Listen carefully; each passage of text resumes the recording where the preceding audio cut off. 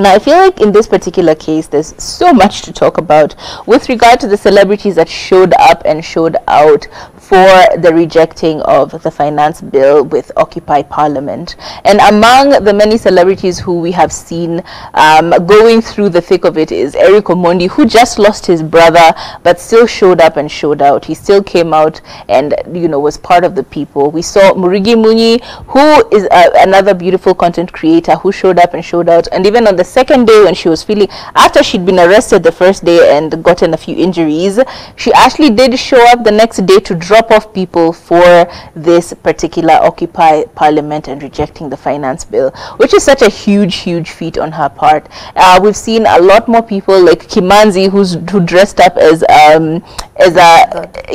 night guard, and it was entertaining, but at the same time it passed the conversation. We've seen beautiful Kenyans actually giving drinks and waters and sodas to the police who are throwing tear gas canisters at them and shoving them with water. Like, it's been a very interesting blend of the good, the bad, the ugly, but in all we've seen a lot of people coming through and explaining and representing themselves and their plights, including none other than Philip Karanja, who has actually made the most interesting placard that is possibly imaginable.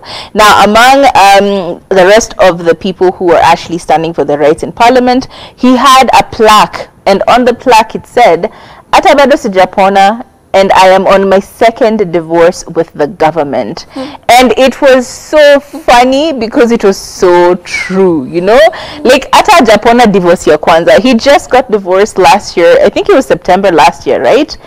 They got a divorce last year in around September, and he says Ata bado haja recover from that. Yeah, he is now having to face another divorce with the government, which is actually very funny, because if you really think about it, it was one of the most relatable plaques out there. I mean, think about the fact that this man is reeling from his pain of losing a wife, and now he has to fight the government because the government is trying to shove him.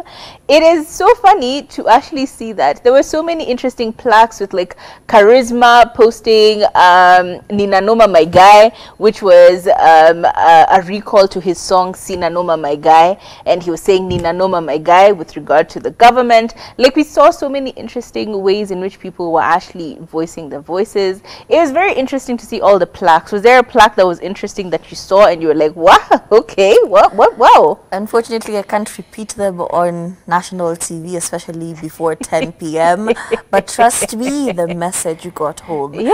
And it's so interesting to see people's creativity out there. The only thing our president should raise is his children. Yes. These are the things we want to hear.